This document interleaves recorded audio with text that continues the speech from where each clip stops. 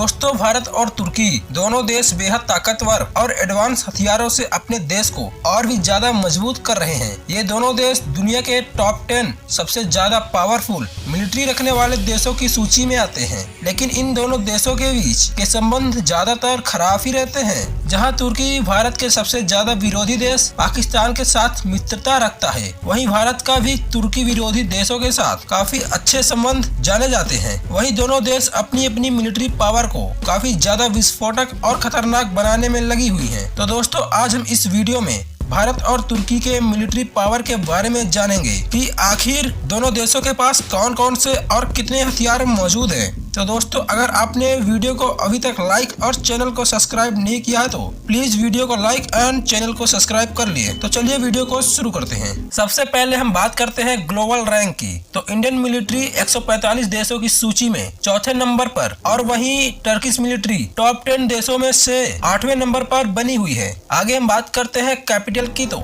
India की राजधानी नई दिल्ली और तुर्की की कैपिटल अंकारा है। आगे इंडिया के प्रधानमंत्री आदरणीय श्री नरेंद्र मोदी और तुर्की के राष्ट्रपति के रूप में रेसेप तय्यिप इरफान तुर्की की डोर संभाले हुए हैं। इसके आगे हम बात करते हैं दोनों देशों की जमीनी क्षेत्र की। भारत 32,87,363 वर्ग किलोमीटर में फैला हुआ है। साथ ही तुर्की का कुल क्षेत्रफल 7,83,562 किलोमीटर में फैला है। वहीं दोनों देशों की पॉपुलेशन की बात करें तो भारत की वर्तमान आबादी 145 करोड़ के करीब है और वहीं तुर्की की कुल आबादी 8,72,70,501 है। साथ ही भारत का नॉमिनल जीडीपी 3.94 ट्रिलियन डॉलर है और वहीं तुर्की की नॉमिनल जीडीपी 1.34 ट्रिलियन डॉलर है। इसके आगे डिफेंस बजट की बात करें तो भारत अपनी सैन्य शक्ति के लिए 75 बिलियन डॉलर और तुर्की अपने मिलिट्री पर 25.2 बिलियन डॉलर खर्च करते हैं। जहां भारत के पास 172 न्यूक्लियर वेपन है, वहीं तुर्की के पास देखें तो एक भी न्यूक्लियर वेपन्स मौजूद नहीं है। आगे भारत के पास टोटल आर्म्ड पर्सनल के 26 लाख से ज्यादा सोल्जर्स मौजूद हैं और तुर्की के पास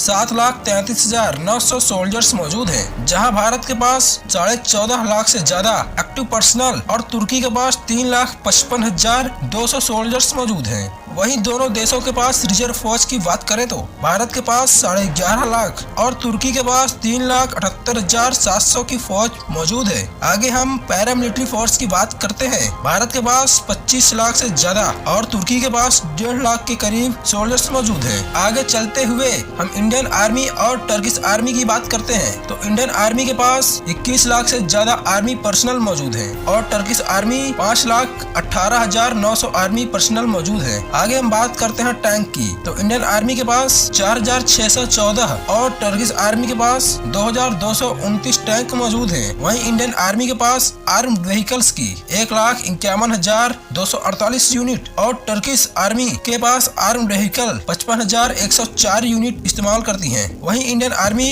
इन्फेंट्री फाइटिंग व्हीकल्स की 2,500 और टर्किश आर्मी 645 यूनिट्स का इस्तेमाल कर रही है। आगे आर्म्ड कैरियर्स की बात करें तो दोनों देशों के पास यानी इंडियन आर्मी के पास 1730 और टर्किश आर्मी के पास 5,489 यूनिट्स मौजूद हैं। साथ ही इंडियन आर्मी 37,300 आर्म्ड कार और टर्किश आर्मी 20,640 आर्म्ड कार का इस्तेमाल करती हैं। वहीं सेल्फ प्रोपेल्ड हैवेंजर की बात की जाए तो इंडियन आर्मी के पास 100 यूनिट्स और टर्किश आर्मी 1,030 यूनिट्स का इस्तेमाल करती हैं। साथ ही फील्ड आर्टिलरी की बात की जाए तो इंडियन आर्मी के पास 3,316 और टर्किश आर्मी के पास 1,707 यूनिट मौजूद हैं। इसके बाद इंडियन आर्मी 702 रॉकेट प्रोजेक्टर और टर्किश आर्मी 286 रॉकेट प्रोजेक्टर का इस्तेमाल करती हैं। आगे हम दोनों देशों के एयरफोर्स के बारे में देखेंगे। तो इंडियन एयरफोर्स के पास एयरफोर्स पर्सनल की 3,10,575 और टर्किश एयरफोर्स के पास एयरफोर्स पर्सनल की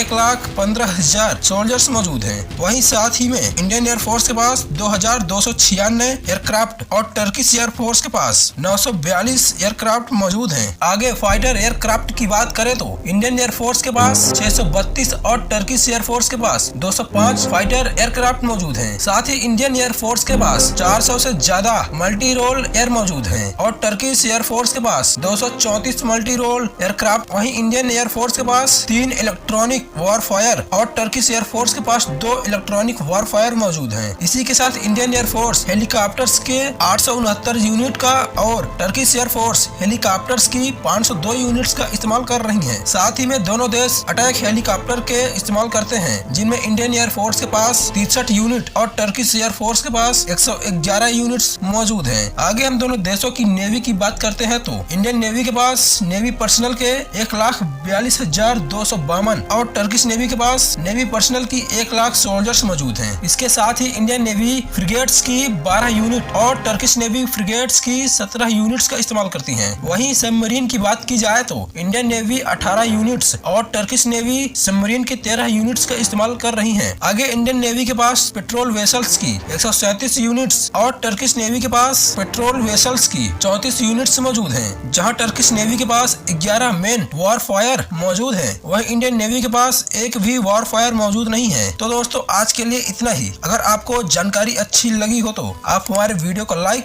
और हमारे चैनल को सब्सक्राइब कर लें।